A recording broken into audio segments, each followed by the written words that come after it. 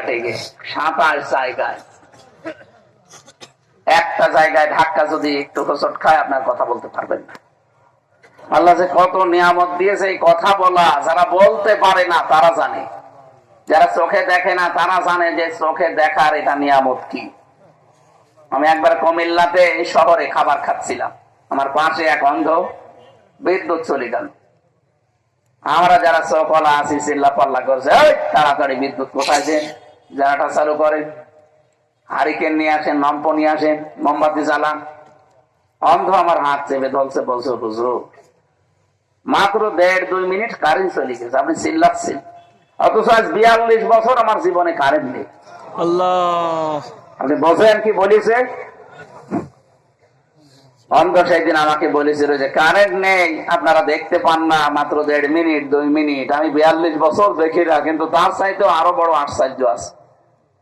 আপনারা চোখওয়ালা মানুষ যারা, তারা ঘুমিয়ে থাকলে স্বপ্নে দেখেন, আর আমরা ঘুমালে স্বপ্নেও দেখি না, শুধু আওয়াজ শুনি। আমি ওই দিন জানলাম যে অন্ধরা স্বপ্নে দেখে না, শুধু আওয়াজ শুনে।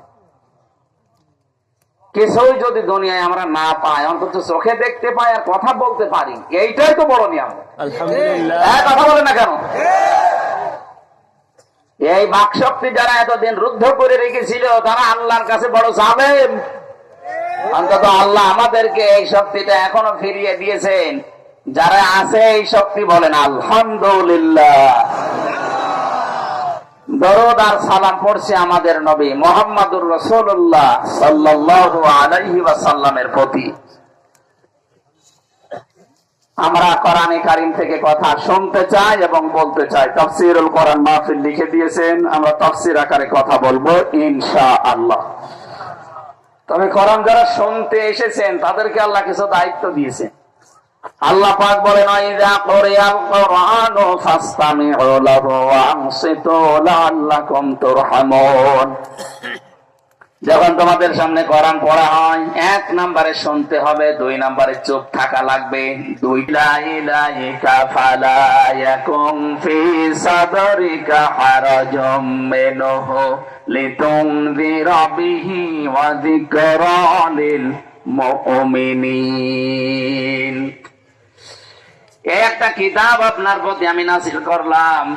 আমার উদ্দেশ্য হচ্ছে আপনি এটা দিয়ে মানুষদেরকে সতর্ক করবেন, কিন্তু সাবধান, এ সতর্ক করার সময় যেন আপনার মনের ভেতরে কোনো সংকীর্ণতা কাজ না করে। এখানে হারাজনের ব্যাখ্যা 2টা। 1 নম্বরে ভালো করে শুনবেন, দ্বিধা, দ্বন্দ্ব, সংশয়, সন্দেহ, ভয়, ভীতি, এগুলো আপনার মনের ভেতরে যেন কাজ না করে, বিশেষ করে যখন কোরআন মানুষকে শোনাবেন। হারাজনের 1 নম্বর ব্যাখ্যা, নবী আপনি দেখবেন কোরআনে কারীমের ব্যাখ্যা বিশ্লেষণ যখন করবেন, এমন মানুষ আপনার সামনে বসে আছে যারা আল্লাহর বক্তব্য না বোঝার কারণে রাগ করতে পারে। এরকম মানুষ নেই? 2 নম্বরে আবহমান কাল থেকে এমন এমন নিয়ম নীতি দেশে ইসলাম মনে করে পালন করা হয় যেটা আসলে ইসলামে নেই। আপনি কোরআনে কারীমের সঠিক তাফসীর তুলে ধরলে ওইগুলো তো টিকবে না। কি কোরআনের সাথে জুলুম যাবে না, বেদাত যাবে না, শিরিক যাবে না, জুলুম যাবে না, এই কুফরি যাবে না। এগুলো যারা ব্যবসা করে খাচ্ছে, আপনি যখন কোরআনের তাফসীর করবেন ওগুলো তো সব অন্ধকার। এই অন্ধকার গুলো সব ঢেকে যাবে।